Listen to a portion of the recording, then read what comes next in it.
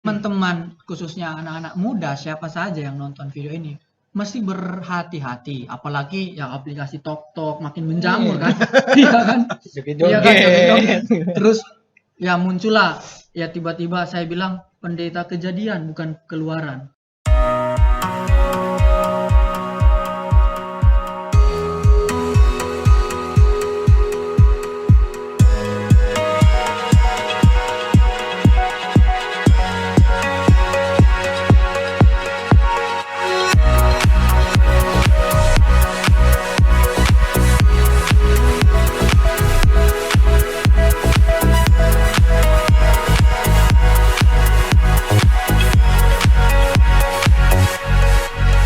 Tiba-tiba jadi pastor. Nggak tahu. Kejadian. Semenjak ada TokTok kita harus bisa bedakan mana yang jadi hamba Tuhan, mana yang jadi motivator Kristen. Makanya. Jadi tiba-tiba muncul seenak jidat ya orang Jawa bilang, membicarakan ayat Alkitab tanpa melihat Seolah-olah kalau udah bicara ayat Alkitab sudah pasti benar. dan mengerti. Seperti tadi dikatakan Stanley, jangan-jangan iblis yang menggunakan. Ini bahaya. Bukan bilang dia Iya, bukan ya. Kita kan bilang melihat- orangnya itu iblis tapi dipakai. Nah, itu dan bisa jadi ya ada kekeliruan dan sebagainya. Jadi perlulah berhati-hati karena kalau ayat Alkitab sudah disalahpahami seperti ini, seperti apa generasi Kristen yang akan muncul ke depan gereja itu seperti apa? Nah, perlu juga saya katakan begini, kalau dia ingin membenarkan diri, ya udahlah, nggak usahlah pakai Alkitab, ya kan, ngomong aja, terus kemudian ya sudah, yang saya lakukan ini benar, jangan mengikutsertakan Alkitab. Dan kalaupun ini saya mungkin mengajak ya sebuah perenungan ke teman-teman yang mungkin sudah terlanjur tatoan, kemudian jadi percaya kepada Yesus dan kemudian tidak merasa tato ini terganggu dan ada sifat ingin diterima. Saya ingin katakan begini, ya kita nggak perlu minder lah, iya kan? Terserahlah orang mau ngomong apa, tatoan kok jadi pendeta, tatoan kok jadi pelayan, tatoan kok melayani Tuhan dan sebagainya. Ya itu konsekuensi yang akan kita bawa terus akibat dari perbuatan kita. Kembali lagi bukan Tuhan yang suruh dong kita tatoan kan, tapi keputusan kita, sehingga kita nggak bisa menutup banyak mulut karena tangan kita hanya dua tuh, iya kan? Untuk orang menjudge kita, kok ya tatoan, kok rohani, ya udah nggak apa-apa.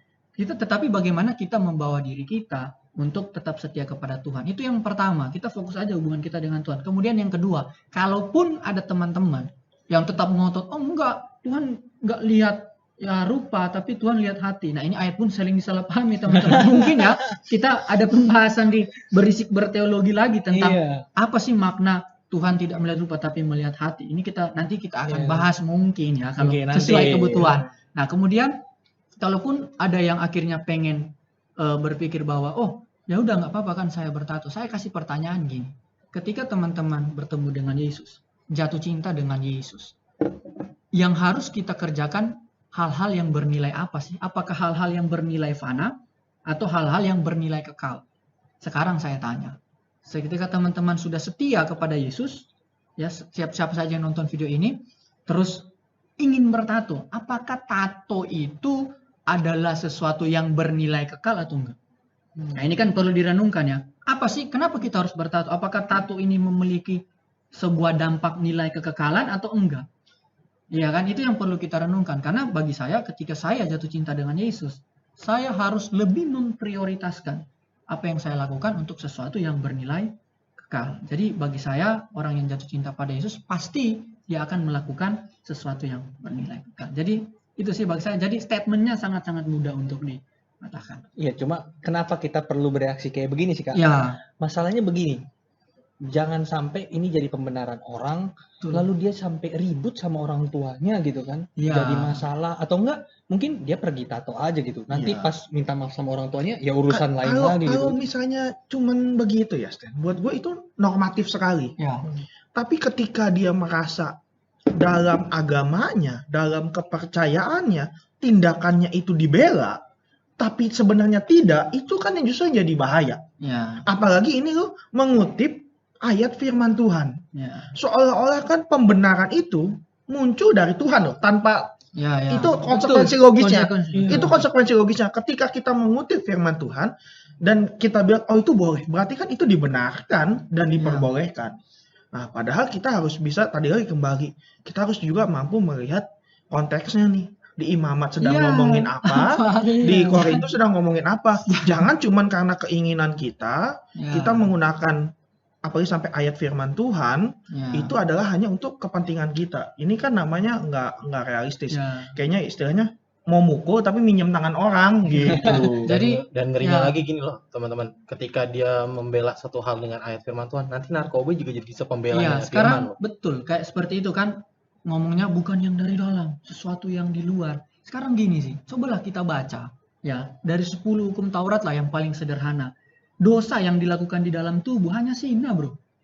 Selebihnya dilakukan di luar tubuh. Iya. Jadi penting juga, bukan hanya ini kan hanya karena di kulit. Oke, gini deh. Saya kasih bahan pemikiran lagi deh.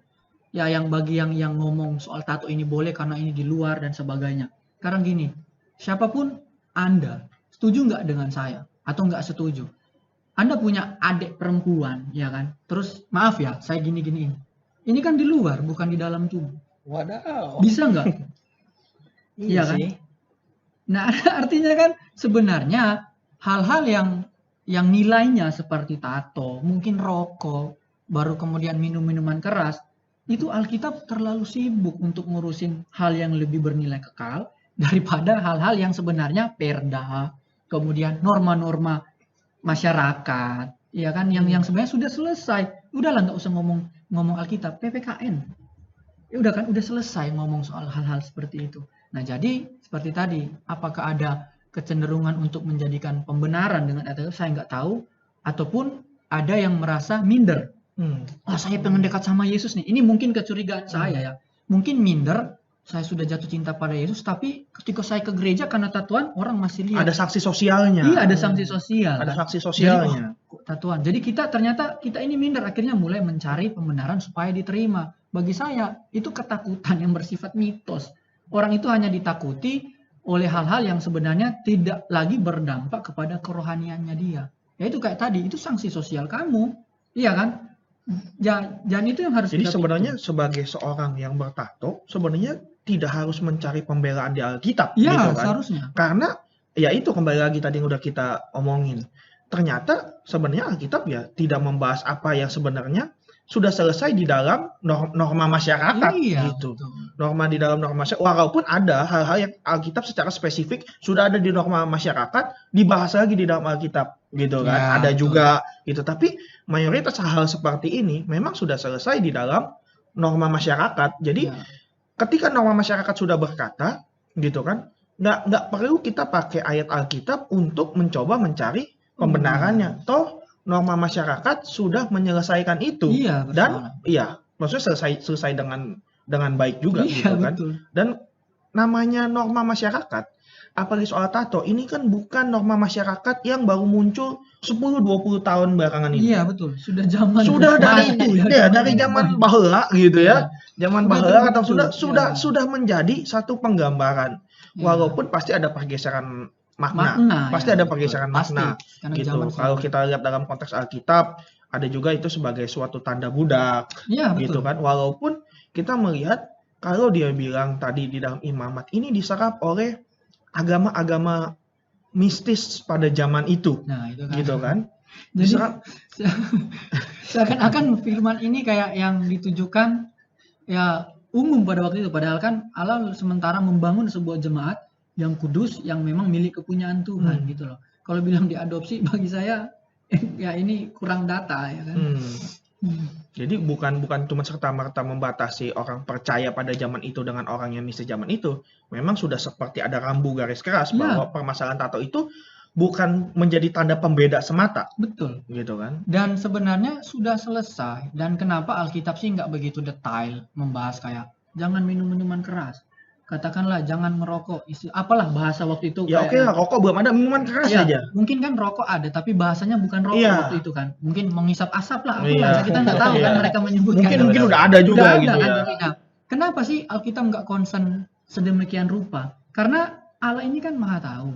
Dia sudah tahu dengan akal, kecerdasan yang Tuhan berikan bagi manusia sudah bisa memutuskan hal-hal seperti itu. Iya, kalau minuman keras, itu nggak apa-apa. Yang salah kan maboknya. Dari Iya, zaman dulu juga makanya. kalau orang mabok pasti salah. Bahkan dipahami kayak yang boleh, itu pun akhirnya kebablasan, ya kan? Karena orang minum ya pasti mabuk, dan orang kalau dia minum anggur terus kemudian dalam pemahaman yang istilahnya apa ya, kerohaniannya yang mau dibilang masih belum dalam posisi yang tepat untuk memahami boleh campurkan anggur sedikit.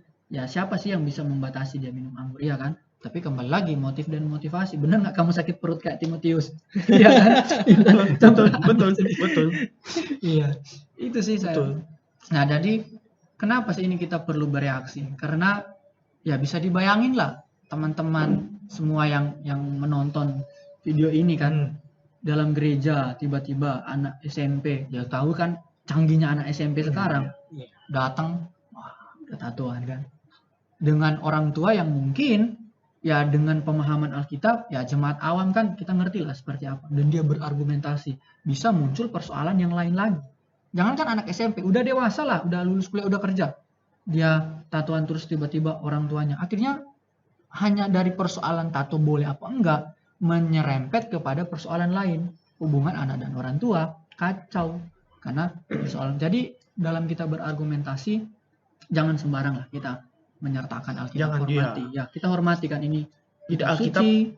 Harus dipandang juga dengan konteksnya secara tepat. Ya, secara tepat. Jangan untuk hanya menjadi ajang argumentasi kita, jangan juga jadi ajang pembelaan kita gitu. Atau ya. keren-kerenan, ini Iya. bahaya kan, keren-kerenan. Bahaya kalau surat cinta dikutip dari Kidung Agung. Iya, Wes. apalagi kayak di Filipi, saya sering lihat orang jatuh cinta kan.